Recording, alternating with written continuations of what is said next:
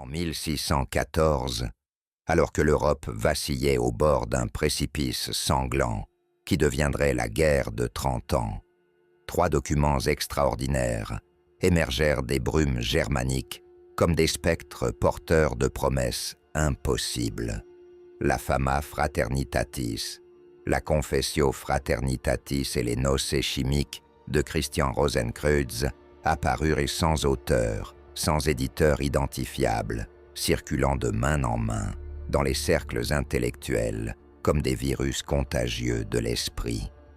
Ces textes proclamaient l'existence d'une fraternité secrète détenant les clés de la réforme universelle de l'humanité. Une société invisible qui prétendait posséder les secrets perdus de l'Égypte ancienne, les mystères hermétiques et la pierre philosophale elle-même. Ce qui distinguait ces manifestes des innombrables textes ésotériques de l'époque n'était pas leur contenu, mais leur timing parfait et leur impact dévastateur sur l'imagination européenne.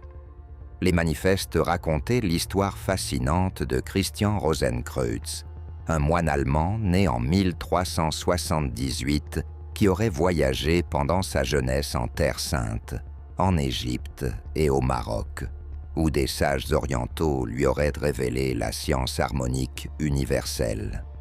De retour en Allemagne après des années d'apprentissage mystique, il aurait fondé une fraternité de 8 membres seulement, tous médecins et célibataires par vœu, unis par 3 obligations sacrées: soigner les malades gratuitement, maintenir la fraternité secrète et trouver un remplaçant avant de mourir. 106 ans après sa naissance, Christian Rosenkreuz serait mort paisiblement, et son tombeau aurait été scellé avec l'inscription énigmatique « Post centum viginti annos patebo ». Je m'ouvrirai après 120 ans. Selon les manifestes, 120 ans exactement après sa mort, des frères auraient découvert sa sépulture, cachée, intacte, illuminée par un soleil artificiel, contenant des manuscrits précieux et le corps parfaitement préservé du fondateur. Cette légende aurait pu rester une curiosité littéraire parmi tant d'autres, si elle n'avait pas déclenché une véritable hystérie intellectuelle. Entre 1614 et 1620, plus de 400 pamphlets, manuscrits et livres furent publiés à travers l'Europe pour discuter, analyser, célébrer ou condamner les Rose-Croix. Des érudits, des nobles, des théologiens et des alchimistes se mirent frénétiquement en quête de cette fraternité invisible, espérant être admis dans ses rangs secrets. Pourtant, personne ne put jamais identifier un seul membre authentique. La fraternité semblait exister partout et nulle part, à la fois.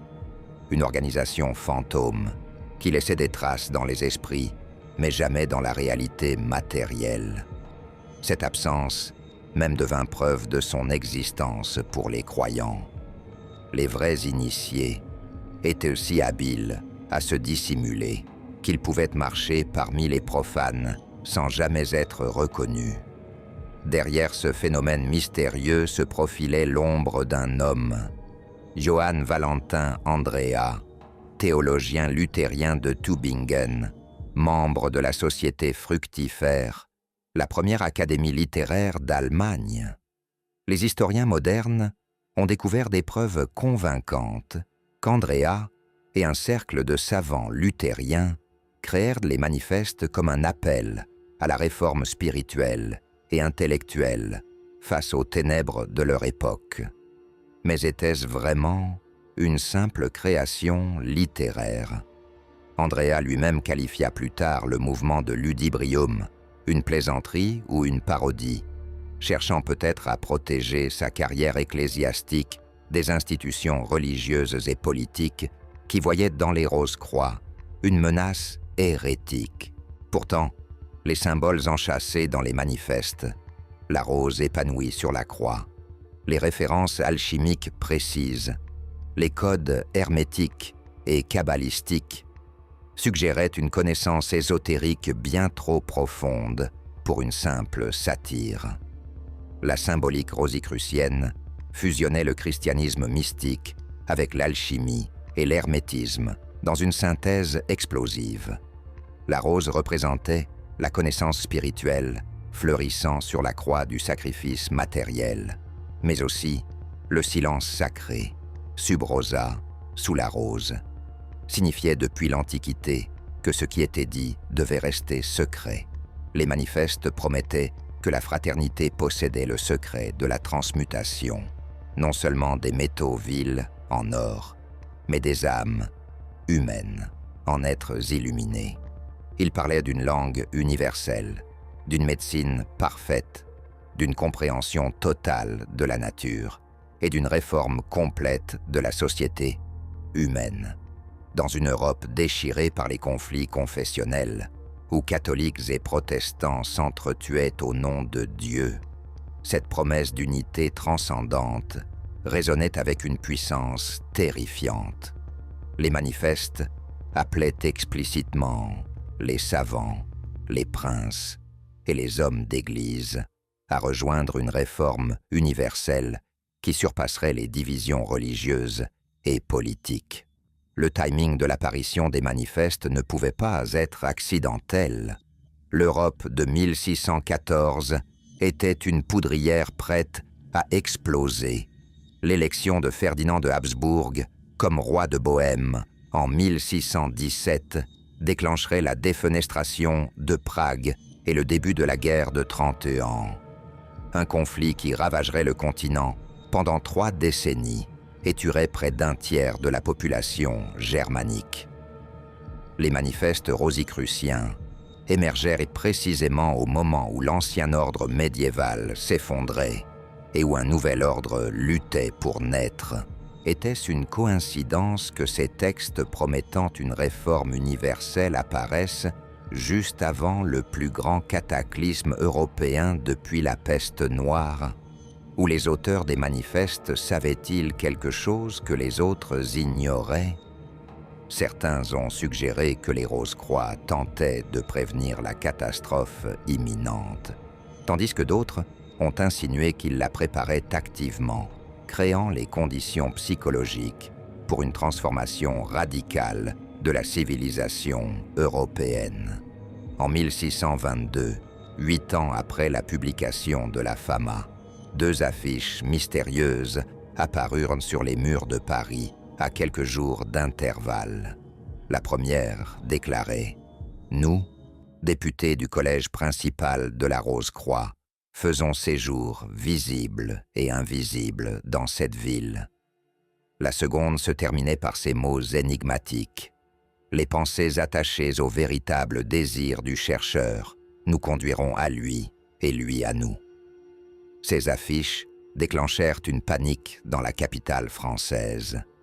Qui étaient ces mystérieux étrangers qui prétendaient être à la fois visibles et invisibles?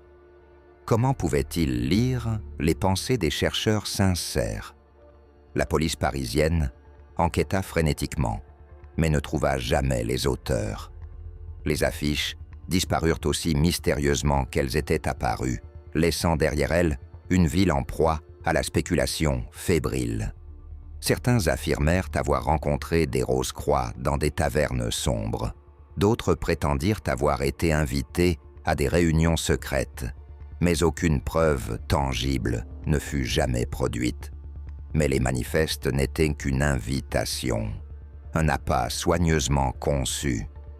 Ceux qui répondirent à l'appel ne se doutaient pas qu'ils devenaient des pièces dans un jeu bien plus vaste, un plan qui s'étendait bien au-delà des révélations mystiques promises. La fraternité ne cherchait pas simplement des disciples. Elle cherchait ceux qui changeraient le tissu même de la réalité européenne, qui infiltreraient les cours royales, qui fonderaient de nouvelles institutions scientifiques, qui tisseraient un réseau invisible à travers tout le continent.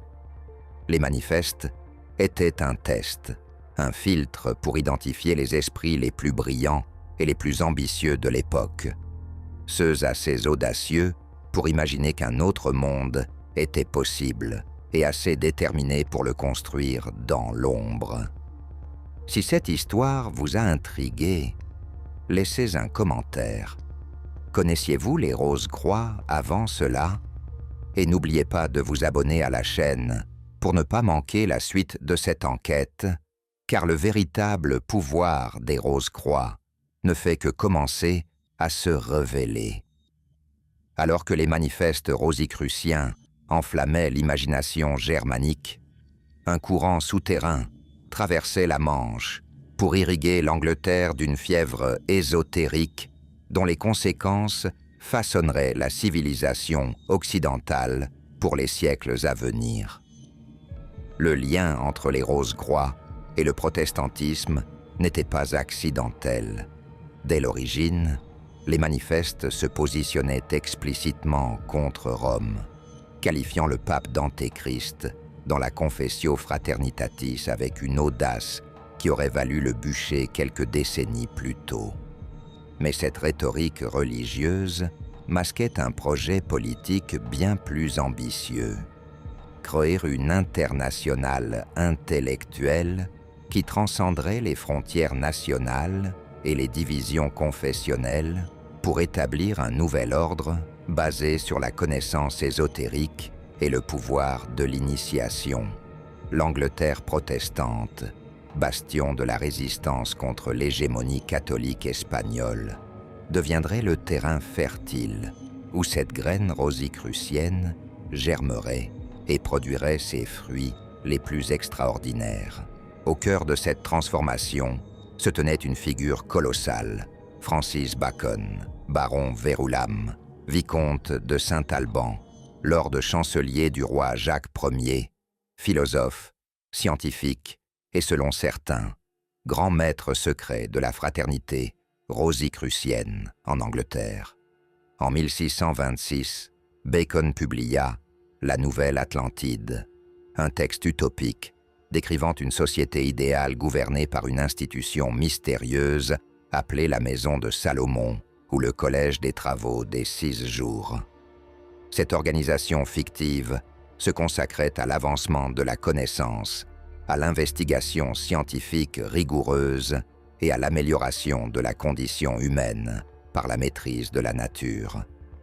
Les parallèles avec les manifestes rosicruciens étaient impossibles à ignorer. Même structure secrète, même promesse de réforme universelle, même fusion de science et de mysticisme. Bacon ne mentionnait jamais explicitement les Rose-Croix, mais les symboles cryptiques, parsemant son œuvre, parlaient un langage que seuls les initiés pouvaient déchiffrer. Les indices de l'affiliation rosicrucienne de Bacon abondaient pour ceux qui savaient regarder. Des chercheurs ont découvert des ciphères et des cryptogrammes dissimulés dans ses œuvres, dans les pièces attribuées à Shakespeare, dont beaucoup le considèrent comme le véritable auteur, et même dans l'inscription de son monument funéraire à St. Michael's Church, près de St. Albans. Thomas Bockenham, expert en déchiffrement, affirma avoir trouvé dans cette inscription un message secret révélant que des manuscrits étaient cachés dans la voûte de l'abside, manuscrits qui auraient été retirés ultérieurement par un membre senior de la fraternité rosicrucienne. Plus troublant encore, l'inscription de la Canonbury Tower à Londres, résidence que Bacon loua en 1616, contenait selon Bockenham un message crypté déclarant « Je, Francis Bacon, ai caché un manuscrit derrière ». Ces manuscrits, s'ils existèrent vraiment, ont disparu sans laisser de traces, emportant avec eux des secrets qui auraient pu éclairer définitivement la nature de l'engagement de Bacon envers la Rose-Croix.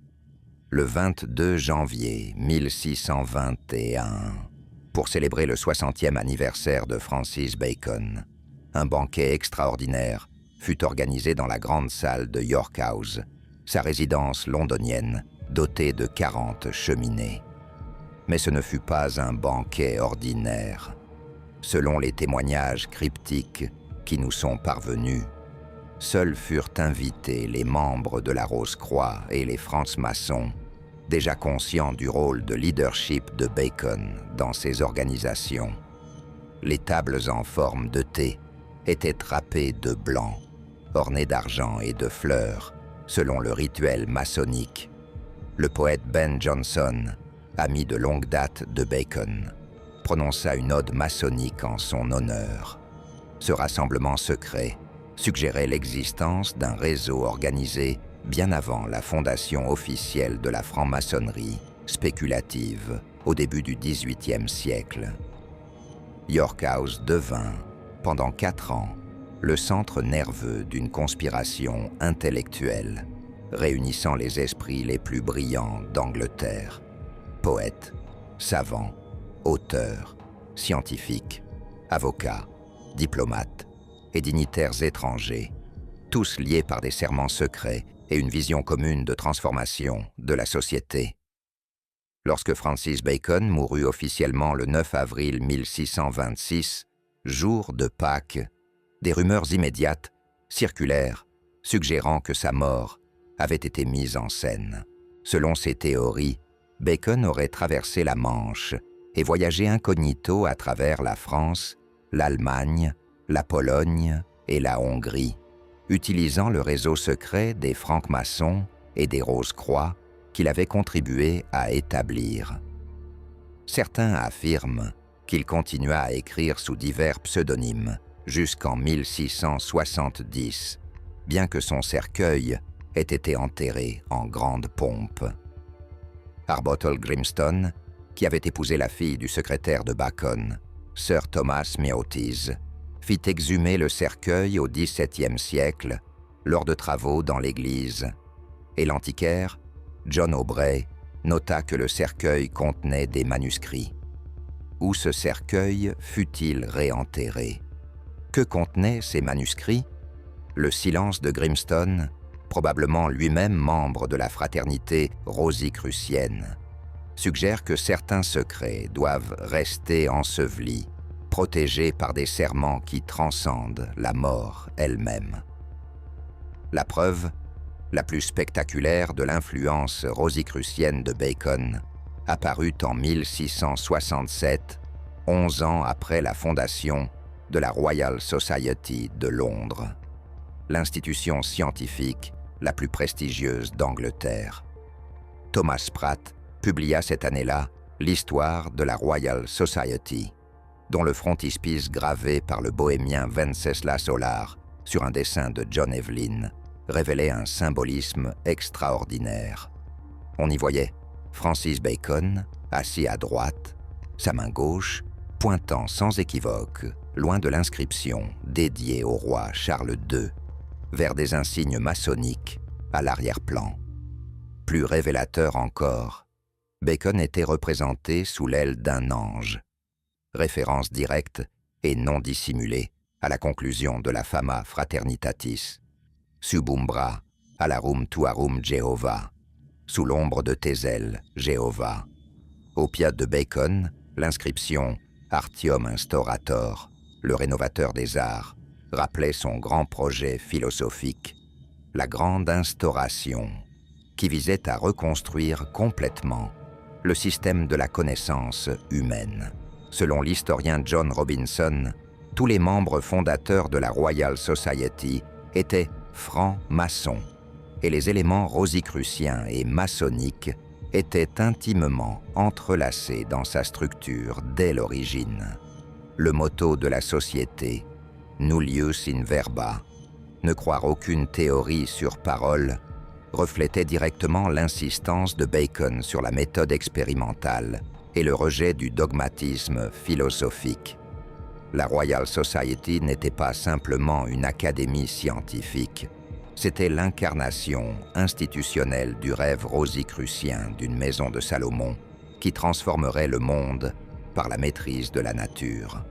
Des personnages comme Robert Moray, un des premiers membres initiés de la franc-maçonnerie spéculative, et Elias Ashmole, antiquaire et occultiste passionné par les Rose-Croix, tissèrent des liens organiques entre ces trois courants ésotériques qui ne formaient peut-être qu'une seule tradition, sous des noms différents.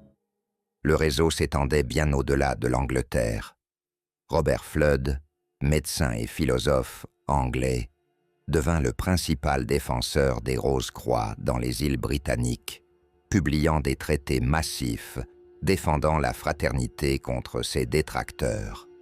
Michael Mayer, alchimiste allemand et émissaire rosicrucien, séjourna en Angleterre précisément en 1616, l'année de la mort de l'acteur William Shakespeare, et y rencontra les membres du cercle ésotérique britannique. 5 mois après la mort de Shakespeare, Mayer publia à Francfort 3 ouvrages dont le Lusus Serius, qu'il dédia à une triade de Rose-Croix menée par Don Francisco Antonio, London, Anglo, Signori, une combinaison cryptique des noms de Francis et Anthony qui désignait sans aucun doute Francis Bacon, tout en protégeant son identité. Ces connexions transnationales créaient un réseau invisible mais hautement organisé d'intellectuels initiés qui partageaient des symboles, des rituels et surtout une vision commune de transformation radicale de la société européenne. En Écosse, le mouvement rosicrucien influença profondément la formation de la franc-maçonnerie spéculative. L'historien David Stevenson a démontré que les idées rosicruciennes pénétrèrent les loges maçonniques écossaises au XVIIe siècle, fusionnant avec les traditions opératives des bâtisseurs pour créer une nouvelle forme de maçonnerie philosophique et symbolique. Le poème de Henry Adamson de Perth, La Traînaudie des Muses, écrit en 1638, établissait explicitement le lien. Car nous sommes frères de la Rose-Croix, nous avons le mot de maçon et la seconde vue, les choses à venir nous pouvons prédire correctement. Cette fusion écossaise devint particulièrement importante politiquement. Les loges maçonniques écossaises entretenaient des liens étroits avec les Jacobites, partisans de la dynastie Stuart, et les idées rosicruciennes furent utilisées pour légitimer les ambitions politiques de cette maison royale déchue, créant un mélange explosif d'ésotérisme, de royalisme et de conspiration qui entrait la politique britannique pendant plus d'un siècle, tandis que l'Europe s'enfonçait dans le sang des guerres de religion qui ravageraient le continent pendant des décennies. Le réseau invisible s'étendait inexorablement. Philosophes, alchimistes, diplomates, tous portaient la rose et la croix dans leur cœur, liés par des serments secrets et une foi absolue dans leur mission de transformation du monde. Ils infiltraient les cours royales, fondaient des académies scientifiques, établissaient des loges maçonniques, publiant des livres cryptiques dont le véritable sens échappait aux profanes, mais parlaient directement à ceux qui possédaient les clés ésotériques. Mais le véritable pouvoir de la fraternité ne se révélerait que dans le siècle suivant, lorsque les Rose-Croix pénétreraient au cœur même de la politique européenne, infiltrant et contrôlant la cour royale prussienne dans une démonstration spectaculaire de leur capacité à manipuler les leviers du pouvoir temporel depuis les ombres de leur sanctuaire secret. La stratégie d'infiltration rosicrucienne ne se limitait pas à la conquête d'une seule cour royale, aussi puissante fût-elle.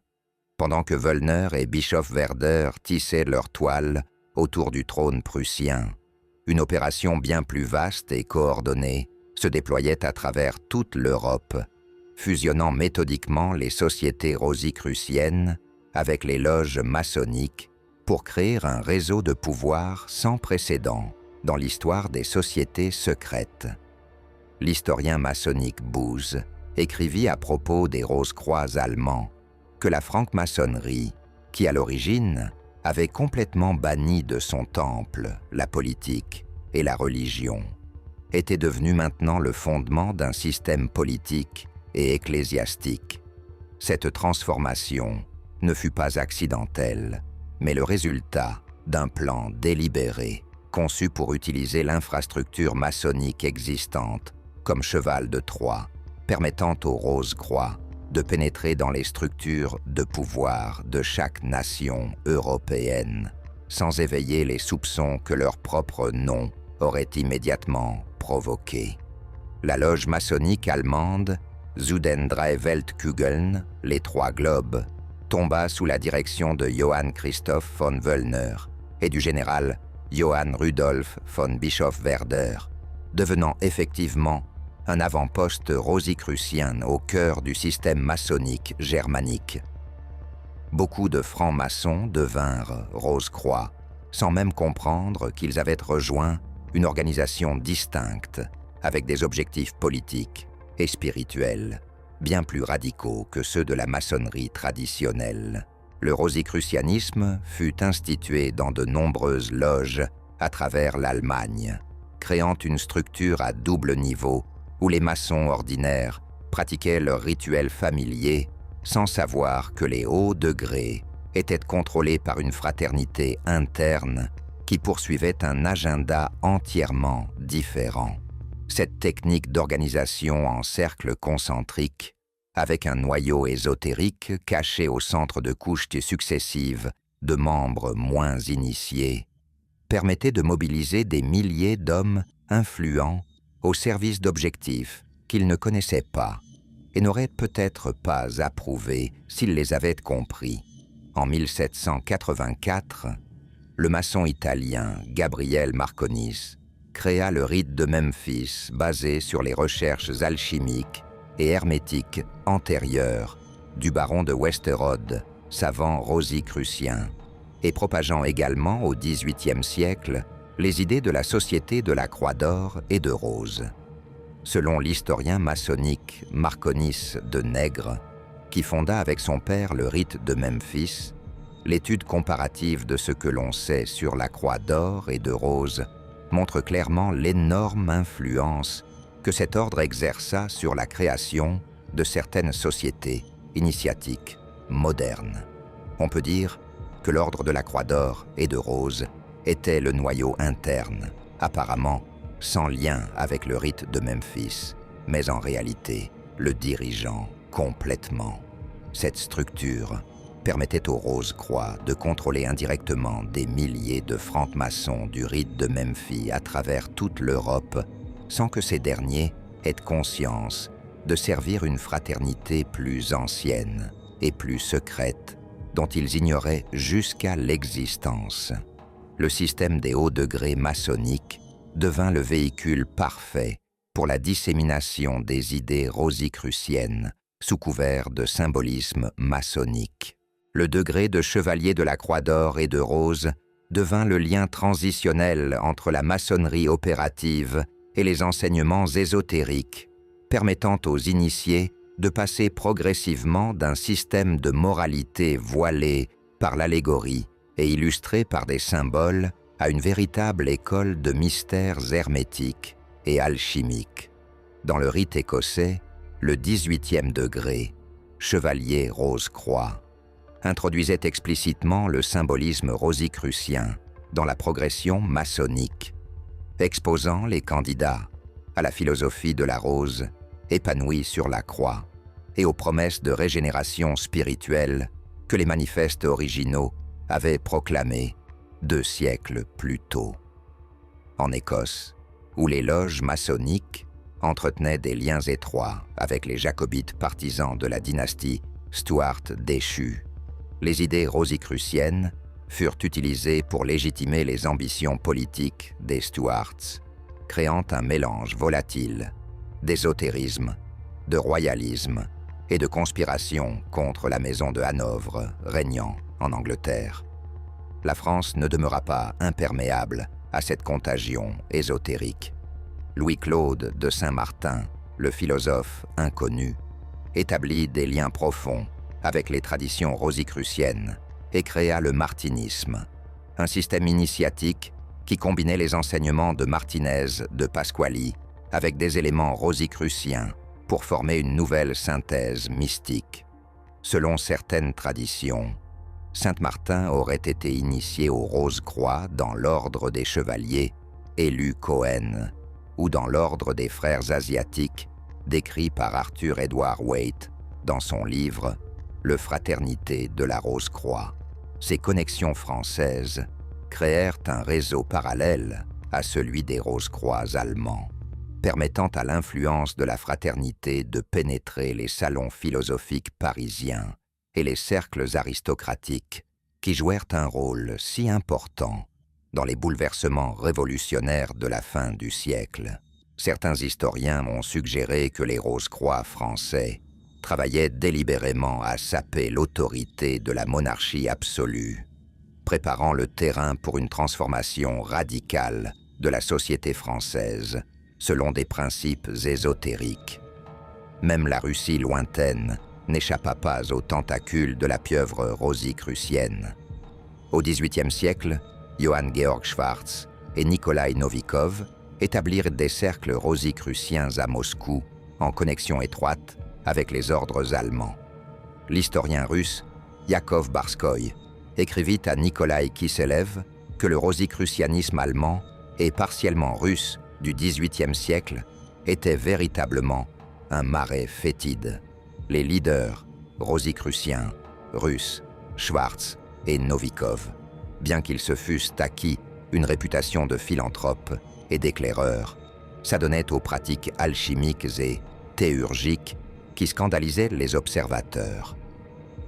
L'impératrice Catherine la Grande finit par percevoir le danger politique que représentait cette infiltration ésotérique et fit emprisonner Novikov en 1792, interrompant brutalement l'expérience rosicrucienne russe. Mais le réseau avait eu le temps de s'implanter profondément dans l'aristocratie russe et des traces de son influence persisteraient dans la culture ésotérique russe jusqu'au XXe siècle. L'ampleur géographique du réseau rosicrucien au XVIIIe siècle était stupéfiante.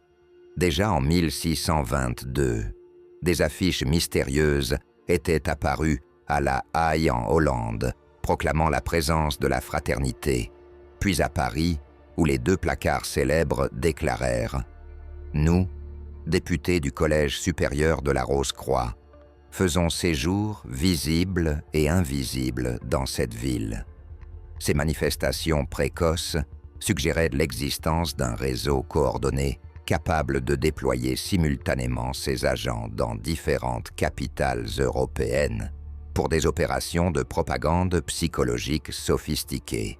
Le fait que ces affiches apparaissaient et disparaissaient mystérieusement, que personne ne pouvait identifier leurs auteurs malgré des enquêtes intensives, et qu'elles provoquaient exactement le type de réaction qu'on pourrait attendre si l'on voulait créer une aura de mystère et de pouvoir surnaturel, suggère fortement qu'elle faisait partie d'une stratégie délibérée, conçue par des maîtres de la manipulation psychologique.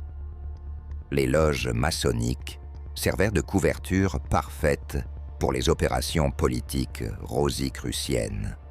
Sous prétexte de réunions philosophiques et de banquets fraternels, les initiés pouvaient se rencontrer régulièrement sans éveiller les soupçons des autorités gouvernementales.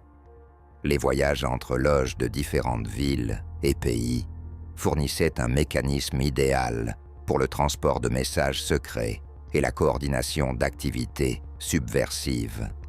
Les serments maçonniques de fraternité et d'assistance mutuelle créaient des obligations qui transcendaient les loyautés nationales, permettant la formation d'une internationale ésotérique dont les membres se devaient aide et protection mutuelle, même si leurs pays respectifs étaient en guerre.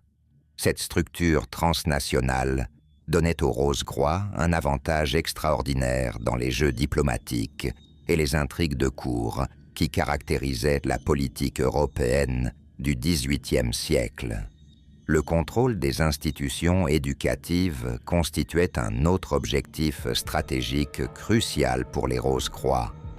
En Prusse, la commission d'examen établie en 1791 leur donnait le pouvoir de déterminer qui pouvait enseigner dans les écoles et les universités, leur permettant de façonner les esprits de générations entières selon leurs principes ésotériques. Dans d'autres pays, ils infiltraient les académies et les universités en plaçant leurs membres dans des positions de professorat et d'administration. Cette stratégie à long terme visait à créer une élite intellectuelle imprégnée de principes rosicruciens qui assumerait naturellement des positions de pouvoir dans la société en vieillissant. L'influence sur l'éducation religieuse était particulièrement importante, en contrôlant qui pouvait devenir prêtre ou pasteur et ce qu'on leur enseignait dans les séminaires. Les Rose-Croix pouvaient subtilement orienter la théologie et la pratique religieuse de nations entières dans des directions qui servaient leurs objectifs ésotériques. La manipulation de la succession royale et des mariages dynastiques offrait une autre avenue d'influence. Des conseillers rosicruciens, bien placés, pouvaient influencer les décisions concernant qui épouserait qui parmi les maisons royales, créant des alliances qui servaient les intérêts de la fraternité plutôt que ceux des nations concernées. Ils pouvaient également manipuler l'éducation des princes héritiers, comme ils l'avaient fait si efficacement avec Frédéric Guillaume de Prusse, implantant dès le jeune âge des convictions mystiques qui les rendraient malléables une fois montés sur le trône. Cette stratégie nécessitait une patience extraordinaire et une vision à très long terme. Mais ses dividendes potentiels étaient immenses. Un réseau de monarques, initiés gouvernant l'Europe selon des principes rosicruciens, aurait pu transformer radicalement la civilisation européenne sans qu'aucune révolution violente ne soit nécessaire. À la fin du XVIIIe siècle, l'empire invisible des Rose-Croix s'étendait de Londres à Saint-Pétersbourg, de Stockholm à Rome. Un réseau de loges, de cercles ésotériques, de conseillers royaux et d'agents d'influence tissant une toile qui capturait dans ses mailles les hommes les plus puissants et les plus brillants d'Europe. Mais, soudainement, en 1797, avec la mort de Frédéric Guillaume II de Prusse, leur pouvoir dans ce royaume s'effondra spectaculairement. Le nouveau roi, Frédéric Guillaume III, rejeta immédiatement Wollner et Bischofwerder, abolit leurs édits religieux et purgea l'administration prussienne de l'influence rosicrucienne. Que s'était-il passé? Était-ce simplement la fin naturelle d'une expérience qui avait toujours dépendu du caractère faible d'un seul homme? Ou y avait-il eu une contre-conspiration, une faction rivale qui avait patiemment attendu son heure pour porter un coup fatal au pouvoir rosicrucien? Les documents historiques demeurent étrangement silencieux sur les circonstances exactes de cette chute soudaine. Un silence qui suggère que des secrets furent enterrés avec les protagonistes. Des secrets qui pourraient révéler que la lutte entre les Rose-Croix et leurs ennemis invisibles continua bien au-delà de ce que l'histoire officielle nous raconte. La chute spectaculaire du pouvoir rosicrucien en Prusse avec la mort de Frédéric Guillaume II en 1797 marqua apparemment la fin d'une ère. Mais fut-ce vraiment une fin ou simplement une transformation, un passage de la visibilité à l'invisibilité que la fraternité avait toujours si bien maîtrisé? Le nouveau roi, Frédéric Guillaume III, rejeta immédiatement les conseillers rosicruciens de son père, abolit leurs édicts religieux oppressifs et purgea l'administration prussienne de leur influence. Les historiens du XIXe siècle, imprégnés des valeurs libérales de leur époque, condamnèrent avec une virulence extraordinaire l'épisode rosicrucien prussien. L'historien de la franc-maçonnerie Busse écrivit que la maçonnerie, qui à l'origine avait complètement banni de son temple la politique et la religion, était maintenant devenue le fondement d'un système politique et ecclésiastique. L'historien russe Yakov Barskoï écrivit à Nikolai Kisselev que le rosicrucianisme allemand et partiellement russe du XVIIIe siècle était véritablement un marais fétide.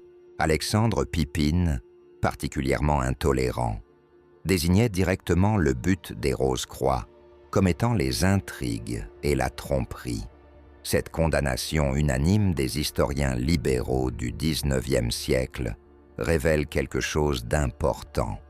L'expérience rosicrucienne prussienne avait profondément choqué les sensibilités rationnelles de l'époque. Comment pouvait-on accepter que l'un des États les plus puissants d'Europe ait été gouverné pendant 11 ans par des occultistes pratiquant l'alchimie et la nécromancie? Comment pouvait-on reconnaître que des hommes se réclamant des Lumières et de la raison avaient été manipulés par des mystiques prétendant communiquer avec les esprits et posséder les secrets de la transmutation? Cette dissonance cognitive força les historiens à rejeter en bloc le phénomène rosicrucien comme une aberration historique, une anomalie embarrassante qu'il valait mieux oublier rapidement. Mais en rejetant ainsi les Rose-Croix, ils manquèrent peut-être l'essentiel, que les structures créées par la fraternité, les réseaux établis, les idées propagées, avaient survécu à la chute de leurs créateurs initiaux et continuaient à façonner le développement de la civilisation européenne de manière subtile mais profonde. L'historienne britannique Frances Yates, dans son ouvrage révolutionnaire « L'illumination rosicrucienne », publié en 1972, proposa une interprétation radicalement différente du phénomène. Selon Yates, le mouvement rosicrucien du XVIIe siècle constituait le précurseur direct du siècle des Lumières, préparant le terrain intellectuel et culturel pour la révolution scientifique et philosophique qui transformerait l'Europe au XVIIIe siècle. Cette thèse controversée suggérait que loin d'être une aberration obscurantiste, les Rose-Croix avaient été des agents de modernisation, travaillant à libérer l'esprit européen des chaînes du dogmatisme médiéval. La fusion de l'hermétisme et de l'empirisme qu'ils proposaient, bien qu'apparemment contradictoires, aurait créé les conditions psychologiques nécessaires pour que les intellectuels européens osent en questionner les autorités établies et explorer de nouvelles voies de connaissance. La Royal Society elle-même, temple de la science rationnelle, portait dans son ADN institutionnel l'empreinte indélébile de Francis Bacon et de sa vision rosicrucienne d'une maison de Salomon. L'influence rosicrucienne sur la formation des traditions ésotériques occidentales demeure indéniable même pour les historiens les plus sceptiques. Au XIXe siècle, une véritable renaissance rosicrucienne se produisit avec la fondation de nouvelles organisations se réclamant de l'héritage de la fraternité originelle. En 1865, la Societas Rosicruciana in Anglia fut établie en Angleterre, réservée exclusivement aux francs-maçons de haut degré et prétendant perpétuer les enseignements authentiques des Rose-Croix du XVIIe siècle. En 1887, l'Hermetic Order of the Golden Dawn émergea comme continuation directe de la tradition rosicrucienne, attirant certains des esprits les plus brillants et créatifs de l'époque victorienne et édouardienne, incluant des poètes comme William Butler Yeats et des occultistes comme Aleister Crowley. Ces organisations modernes pratiquaient-elles réellement les mêmes rituels et enseignaient-elles les mêmes doctrines que les Rose-Croix historiques, ou s'étaient-elles simplement approprié un nom prestigieux pour donner de la légitimité à leurs propres inventions ésotériques? Au XXe siècle, le mouvement rosicrucien connut une expansion géographique sans précédent avec la fondation de l'ancien et mystique Ordre de la Rose-Croix, connu sous son acronyme anglais AMORC, établi en Californie en 1915 par Harvey Spencer Lewis. Cette organisation, qui existe toujours aujourd'hui avec des dizaines de milliers de membres à travers le monde et son siège majestueux dans le Rosicrucian Park de San José, affirme détenir une lignée initiatique remontant à l'Égypte pharaonique, prétendant même que le pharaon Thoutmosis III, qui régna de 1504 à 1447 avant notre ère, fut le véritable fondateur de l'ordre. Ces affirmations extraordinaires sont impossibles à vérifier et contredisent tout ce que nous savons de l'émergence historique du rosicrucianisme au XVIIe siècle, suggérant que l'AMORC a fabriqué une histoire mythique pour se donner une antiquité et une autorité qu'elle ne possède pas légitimement. Entre 1908 et 1911, Max Heindel, un Danois de son vrai nom, Carl Louis von Grashoff, fonda le Rosicrucian Fellowship après avoir prétendu avoir rencontré les véritables Rose-Croix en Allemagne et avoir reçu d'eux l'initiation. En Russie moderne, le Lectorium Rosicrucianum a établi son centre à Saint-Pétersbourg, perpétuant une tradition ésotérique qui avait été brutalement interrompue au XVIIIe siècle par Catherine la Grande. En France, Robert Ambelein créa l'ordre kabbalistique de la Rose-Croix, fusionnant la tradition rosicrucienne avec la Kabbale hébraïque dans une synthèse ambitieuse. Toutes ces organisations modernes, malgré leur prétention à l'authenticité historique, partagent un principe commun qu'elles appellent l'alchimie intérieure, la transformation de la conscience par la synthèse de la science, de la religion et de l'art. Cette formulation, bien qu'exprimée dans un langage moderne, résonne indubitablement avec les promesses des manifestes originaux du XVIIe siècle concernant la régénération de l'humanité et l'avancement universel de la connaissance. Peut-être que l'essence du rosicrucianisme réside-t-elle dans cette idée centrale, plutôt que dans une continuité organisationnelle impossible à prouver. Les questions sans réponse continuent à hanter les chercheurs et les enthousiastes de l'ésotérisme. La fraternité existait-elle réellement avant la publication des manifestes en 1614? Ou ces textes créèrent-ils rétroactivement une tradition qui n'avait jamais existé auparavant? Christian Rosenkreutz fut-il une personne historique réelle, peut-être un adepte du XIVe siècle, dont l'histoire fut embellie par des générations successives de mystiques, ou était-ce un pseudonyme collectif, représentant non pas un individu, mais un mouvement entier?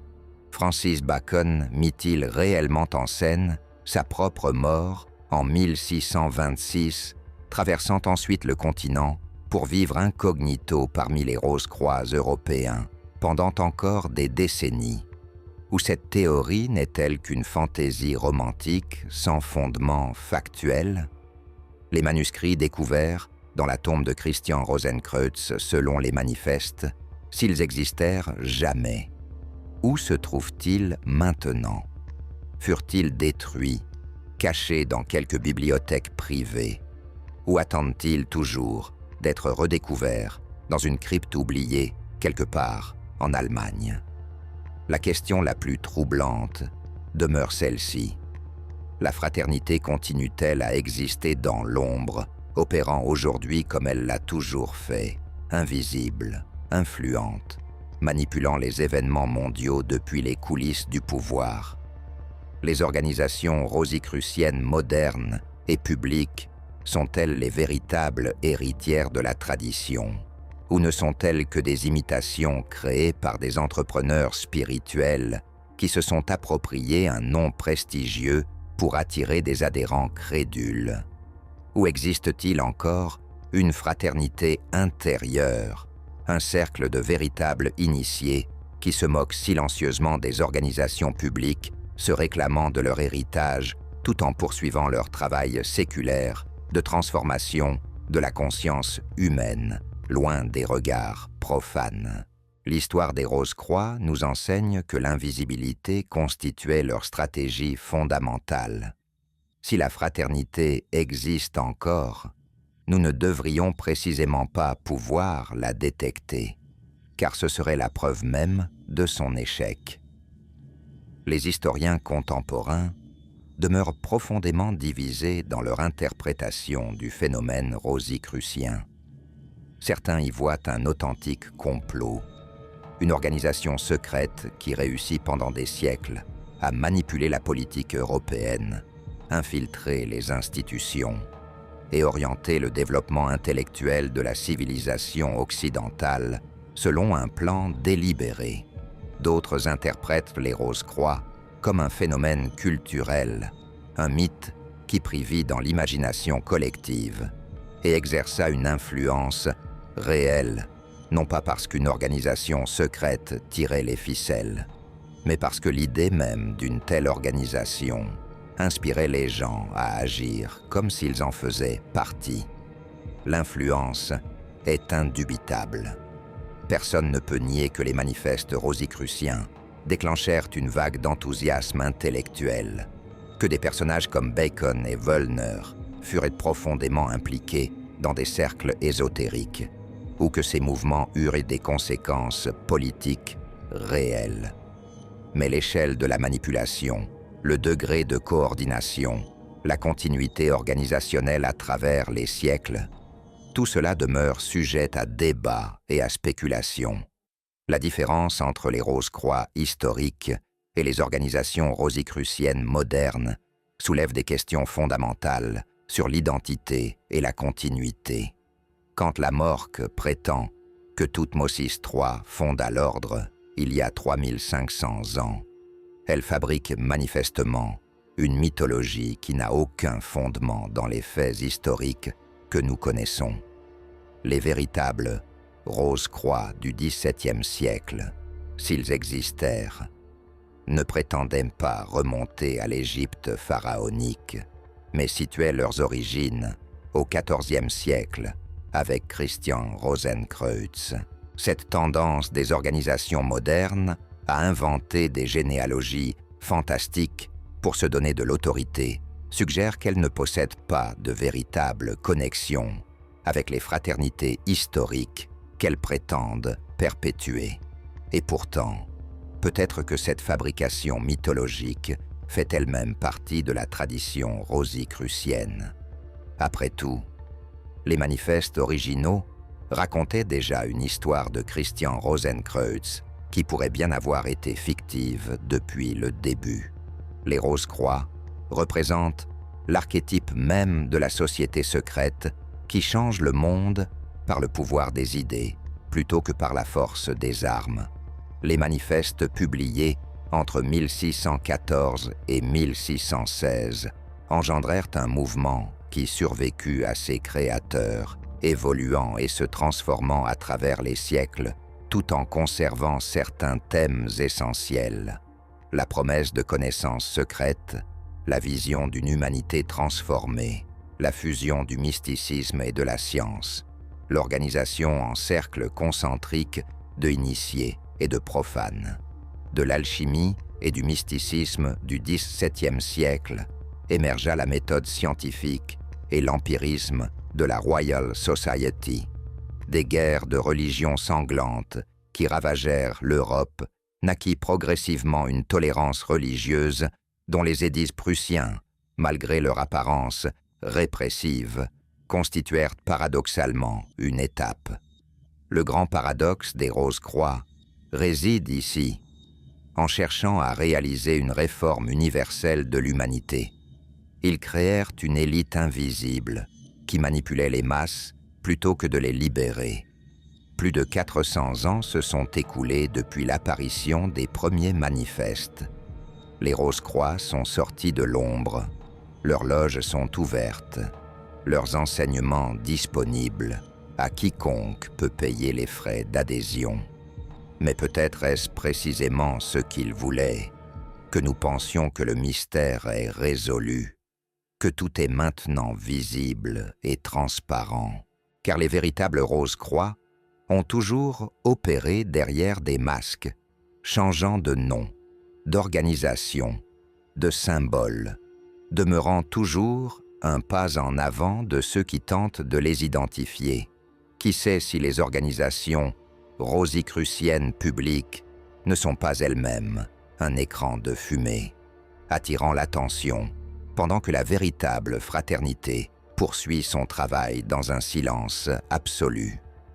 Qui sait si les vrais initiés ne se moquent pas silencieusement des chercheurs qui scrutent les archives historiques et analysent les symboles, sachant que la véritable nature de leur ordre ne peut jamais être découverte parce qu'elle se transforme constamment, toujours invisible, toujours influente, tissant éternellement les fils de l'histoire humaine, selon des plans que nous ne pouvons même pas imaginer. Si cette histoire vous a fait réfléchir sur la manière dont les sociétés secrètes ont façonné notre civilisation, mettez un like et partagez cette vidéo. Abonnez-vous à la chaîne, car de nombreux mystères de l'histoire européenne attendent encore d'être révélés. Et dans les commentaires, dites-nous, croyez-vous que les Rose-Croix existent encore aujourd'hui, invisibles, continuant leur œuvre séculaire dans l'ombre de notre monde moderne? La chute spectaculaire du pouvoir rosicrucien en Prusse avec la mort de Frédéric Guillaume, 2 ans 1797, marqua apparemment la fin d'une ère.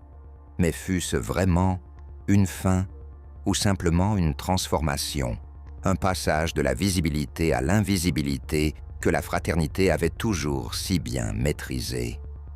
Le nouveau roi, Frédéric Guillaume III, rejeta immédiatement les conseillers rosicruciens de son père, abolit leurs édicts religieux oppressifs et purgea l'administration prussienne de leur influence.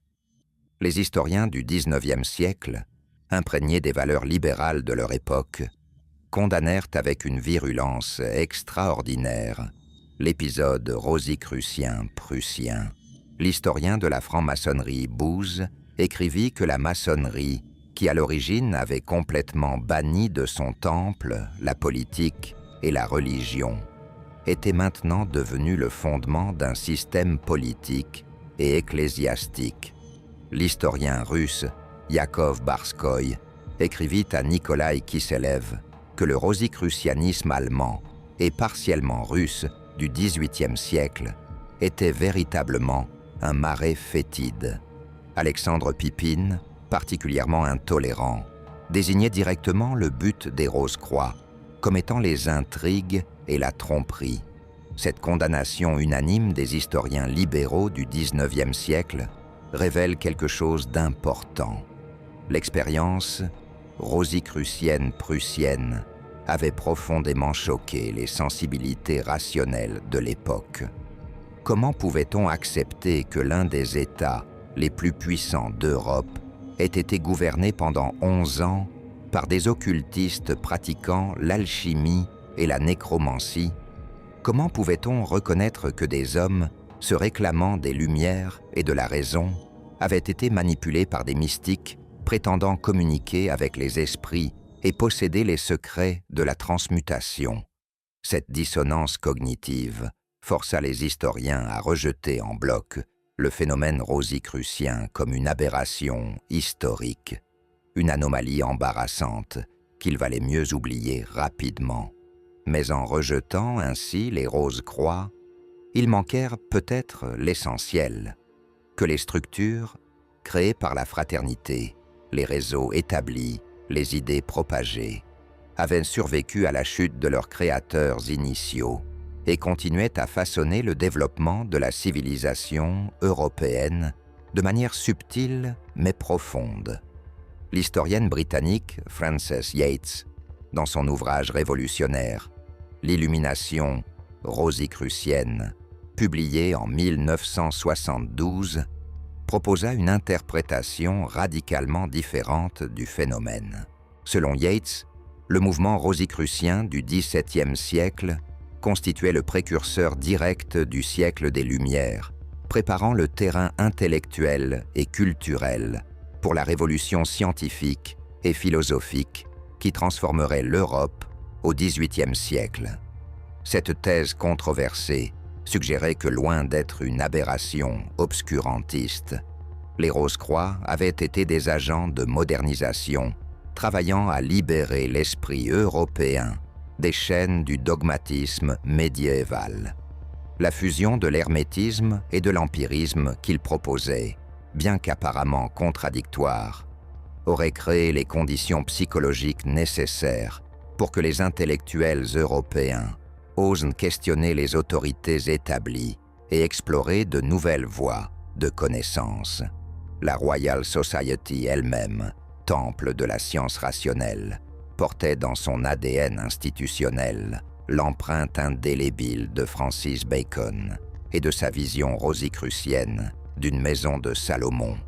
L'influence rosicrucienne sur la formation des traditions ésotériques occidentales demeure indéniable, même pour les historiens les plus sceptiques. Au XIXe siècle, une véritable renaissance rosicrucienne se produisit avec la fondation de nouvelles organisations, se réclamant de l'héritage de la fraternité originelle. En 1865, la Societas Rosicruciana in Anglia fut établie en Angleterre, réservée exclusivement aux francs-maçons de haut degré et prétendant perpétuer les enseignements authentiques des Rose-Croix du XVIIe siècle. En 1887, l'Hermetic Order of the Golden Dawn émergea comme continuation directe de la tradition rosicrucienne, attirant certains des esprits les plus brillants et créatifs de l'époque victorienne et édouardienne, incluant des poètes comme William Butler Yeats et des occultistes comme Aleister Crowley. Ces organisations modernes pratiquaient-elles réellement les mêmes rituels et enseignaient-elles les mêmes doctrines que les Rose-Croix historiques, ou s'étaient-elles simplement appropriées un nom prestigieux pour donner de la légitimité à leurs propres inventions ésotériques? Au XXe siècle, le mouvement rosicrucien connut une expansion géographique sans précédent, avec la fondation de l'ancien et mystique Ordre de la Rose-Croix, connu sous son acronyme anglais AMORC, établi en Californie en 1915 par Harvey Spencer Lewis. Cette organisation, qui existe toujours aujourd'hui, avec des dizaines de milliers de membres à travers le monde et son siège majestueux dans le Rosicrucian Park de San José, affirme détenir une lignée initiatique remontant à l'Égypte pharaonique, prétendant même que le pharaon Thoutmôsis III, qui régna de 1504 à 1447 avant notre ère, fut le véritable fondateur de l'ordre. Ces affirmations extraordinaires sont impossibles à vérifier et contredisent tout ce que nous savons de l'émergence historique du rosicrucianisme au XVIIe siècle, suggérant que l'AMORC a fabriqué une histoire mythique pour se donner une antiquité et une autorité qu'elle ne possède pas légitimement. Entre 1908 et 1911, Max Heindel, un Danois de son vrai nom, Carl Louis von Grashoff, fonda le Rosicrucian Fellowship après avoir prétendu avoir rencontré les véritables Rose-Croix en Allemagne et avoir reçu d'eux l'initiation.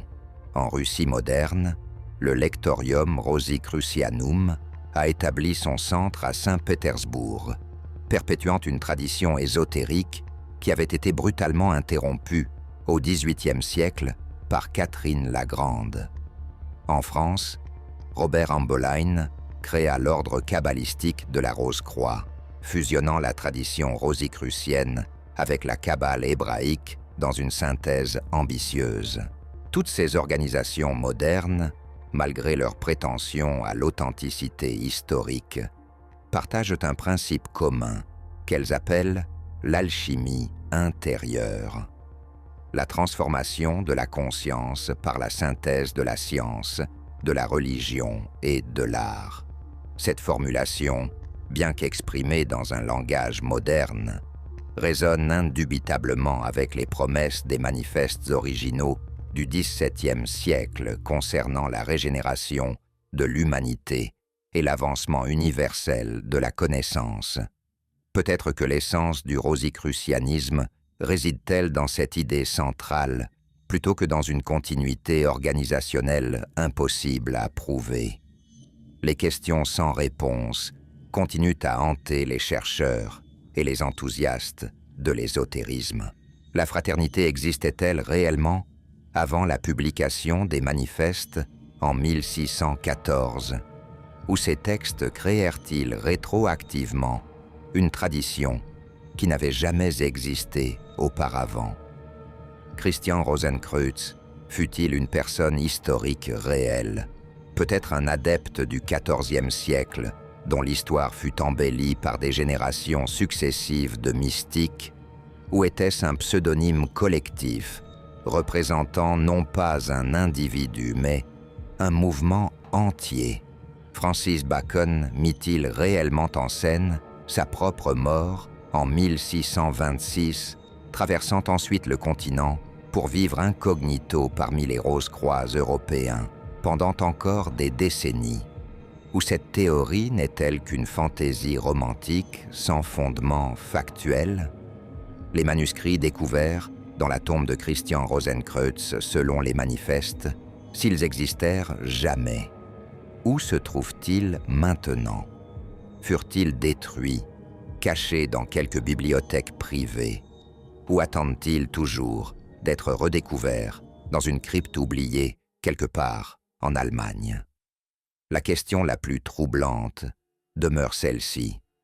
La fraternité continue-t-elle à exister dans l'ombre, opérant aujourd'hui comme elle l'a toujours fait, invisible, influente, manipulant les événements mondiaux depuis les coulisses du pouvoir? Les organisations rosicruciennes modernes et publiques sont-elles les véritables héritières de la tradition? Ou ne sont-elles que des imitations créées par des entrepreneurs spirituels qui se sont appropriés un nom prestigieux pour attirer des adhérents crédules? Ou existe-t-il encore une fraternité intérieure, un cercle de véritables initiés qui se moquent silencieusement des organisations publiques, se réclamant de leur héritage tout en poursuivant leur travail séculaire de transformation de la conscience humaine, loin des regards profanes? L'histoire des Rose-Croix nous enseigne que l'invisibilité constituait leur stratégie fondamentale. Si la fraternité existe encore, nous ne devrions précisément pas pouvoir la détecter, car ce serait la preuve même de son échec. Les historiens contemporains demeurent profondément divisés dans leur interprétation du phénomène rosicrucien. Certains y voient un authentique complot, une organisation secrète qui réussit pendant des siècles à manipuler la politique européenne, infiltrer les institutions et orienter le développement intellectuel de la civilisation occidentale selon un plan délibéré. D'autres interprètent les Rose-Croix comme un phénomène culturel, un mythe qui prit vie dans l'imagination collective et exerça une influence réelle, non pas parce qu'une organisation secrète tirait les ficelles, mais parce que l'idée même d'une telle organisation inspirait les gens à agir comme s'ils en faisaient partie. L'influence est indubitable. Personne ne peut nier que les manifestes rosicruciens déclenchèrent une vague d'enthousiasme intellectuel, que des personnages comme Bacon et Wollner furent profondément impliqués dans des cercles ésotériques, ou que ces mouvements eurent des conséquences politiques réelles. Mais l'échelle de la manipulation, le degré de coordination, la continuité organisationnelle à travers les siècles, tout cela demeure sujet à débat et à spéculation. La différence entre les Rose-Croix historiques et les organisations rosicruciennes modernes soulève des questions fondamentales sur l'identité et la continuité. Quand la Morque prétend que Toutmosis III fonda l'ordre il y a 3500 ans, elle fabrique manifestement une mythologie qui n'a aucun fondement dans les faits historiques que nous connaissons. Les véritables Rose-Croix du XVIIe siècle, s'ils existèrent, ne prétendaient pas remonter à l'Égypte pharaonique, mais situaient leurs origines au XIVe siècle avec Christian Rosenkreuz. Cette tendance des organisations modernes à inventer des généalogies fantastiques pour se donner de l'autorité suggère qu'elles ne possèdent pas de véritable connexion avec les fraternités historiques qu'elles prétendent perpétuer. Et pourtant, peut-être que cette fabrication mythologique fait elle-même partie de la tradition rosicrucienne. Après tout, les manifestes originaux racontaient déjà une histoire de Christian Rosenkreuz qui pourrait bien avoir été fictive depuis le début. Les Rose-Croix représentent l'archétype même de la société secrète qui change le monde par le pouvoir des idées plutôt que par la force des armes. Les manifestes publiés entre 1614 et 1616 engendrèrent un mouvement qui survécut à ses créateurs, évoluant et se transformant à travers les siècles, tout en conservant certains thèmes essentiels. La promesse de connaissances secrètes, la vision d'une humanité transformée, la fusion du mysticisme et de la science, l'organisation en cercles concentriques de initiés et de profanes. De l'alchimie et du mysticisme du XVIIe siècle émergea la méthode scientifique et l'empirisme de la Royal Society. Des guerres de religion sanglantes qui ravagèrent l'Europe naquit progressivement une tolérance religieuse dont les édits prussiens, malgré leur apparence répressive, constituèrent paradoxalement une étape. Le grand paradoxe des Rose-Croix réside ici, en cherchant à réaliser une réforme universelle de l'humanité. Ils créèrent une élite invisible qui manipulait les masses plutôt que de les libérer. Plus de 400 ans se sont écoulés depuis l'apparition des premiers manifestes. Les Rose-Croix sont sortis de l'ombre, leurs loges sont ouvertes, leurs enseignements disponibles à quiconque peut payer les frais d'adhésion. Mais peut-être est-ce précisément ce qu'ils voulaient, que nous pensions que le mystère est résolu, que tout est maintenant visible et transparent, car les véritables Rose-Croix ont toujours opéré derrière des masques, changeant de nom, d'organisation, de symbole, demeurant toujours un pas en avant de ceux qui tentent de les identifier.